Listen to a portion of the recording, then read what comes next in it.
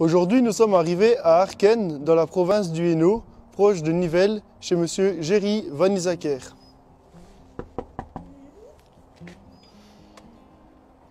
Bonjour, Bonjour Géry. bienvenue au Haut d'Arken.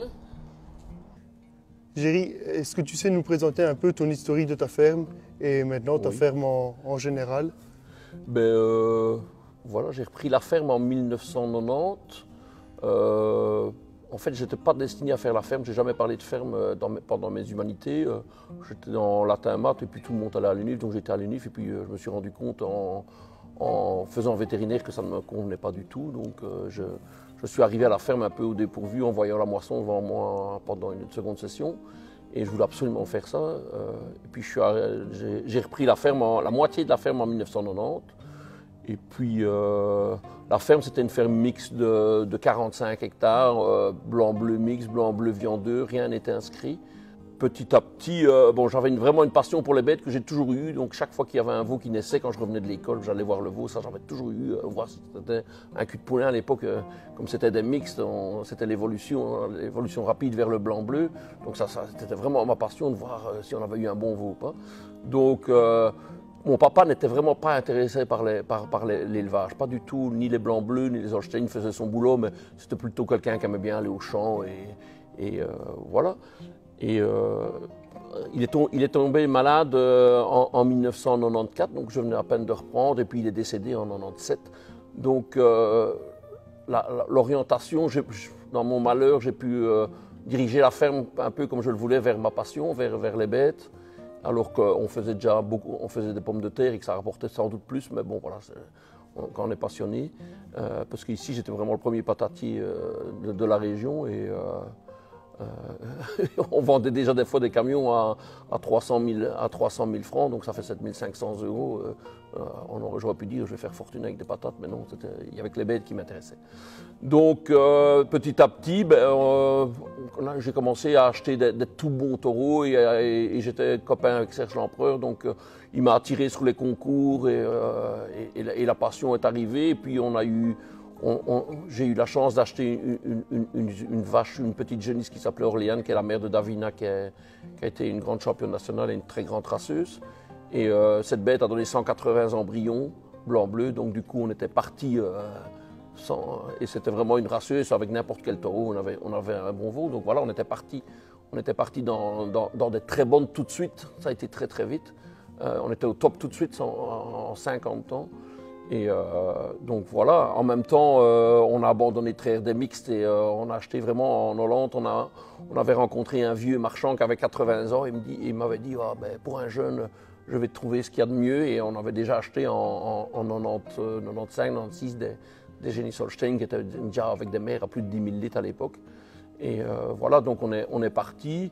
Et puis j'ai toujours eu à utiliser les meilleurs taureaux du monde, donc forcément le vendeur il me dit mais comment c'est possible de ne pas inscrire tes bêtes puisque tu utilises toujours les meilleurs taureaux du monde. Et puis finalement on a inscrit les noirs aussi, donc, et naturellement les blancs bleus. Donc entre-temps, tous les soirs j'allais vendre des pommes de terre au détail, donc on a gagné très très bien notre vie. J'ai pu me permettre d'acheter des quotas, j'ai pu me permettre de faire des embryons parce que c'est quand même pas donné. Et la ferme qui était de 45 hectares est montée progressivement jusqu'à une centaine et on est passé de 120 bêtes à 350 au plus qu'on a eu. Donc la ferme est principalement maintenant basée sur l'élevage. On met presque plus de pommes de terre, entre 5 et 7 hectares. Et depuis que j'ai eu un accident, on loue, je ne le fais plus moi-même. On met encore un peu de betterave, mais c'est juste pour avoir droit aux pulpes surpressées.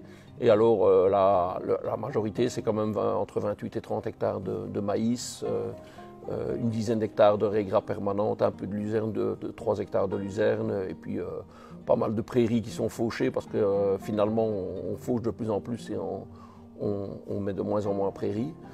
Au niveau des rations, Géry, comment travailles-tu sur ton exploitation? Donc la ration est à peu près similaire au niveau blanc-bleu et au niveau Holstein. Donc on travaille sur une base de maïs. Pour les vaches laitières, on est à 30 kg. On est à 10 kg de raie gras, 8 kg de betterave fourragère, 3,2 kg un mélange soja-lin à 75% de soja et 25% de lin. Et avec une complémentation au DAC pour les bêtes. La ration, on tourne à plus ou moins 30 litres de base et avec une complémentation au DAC pour celles qui sont supérieures à 30 litres. Et en blanc-bleu, on part sur la même base, betterave fourragère, maïs dans plus ou moins les mêmes proportions, raigrats même proportions, à part qu'on ne rajoute pas du soja, là c'est des tourteaux qui sont donnés individuellement par box en fonction de l'âge, ou du soja pour les plus grosses qui reçoivent tout 1 kg de soja. Les plaines, toutes les bêtes qui rentrent de prairie ont tout 1 kg de soja. Et pour améliorer un peu ta matière sèche et faire ruminer tes vaches, que mets-tu dans ta ration? Oui, donc toutes les Holstein reçoivent 2 kg de rumilus, donc c'est de la luzerne déshydratée, et ils reçoivent 1 kg de foin.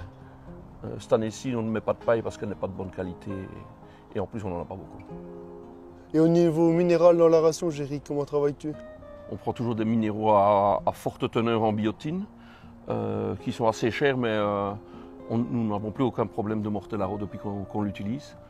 Et on complémente. Toutes les bêtes ont du chlorure de magnésium tout le temps dans les mélangeuses, du sel iodé avec sélénium.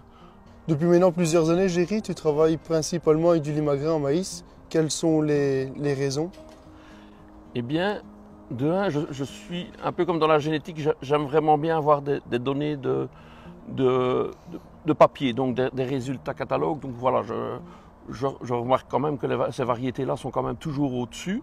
Maintenant, il faut avoir le vendeur dans la région. On a le vendeur, ça c'est déjà une chose. Et puis on a constaté que chaque fois qu'on essayait autre chose, dans des années de sécheresse, etc., c'est chaque fois avec les variétés qui n'étaient pas des limagrins qu'on a eu des problèmes. Donc maintenant, je ne veux plus rien d'autre.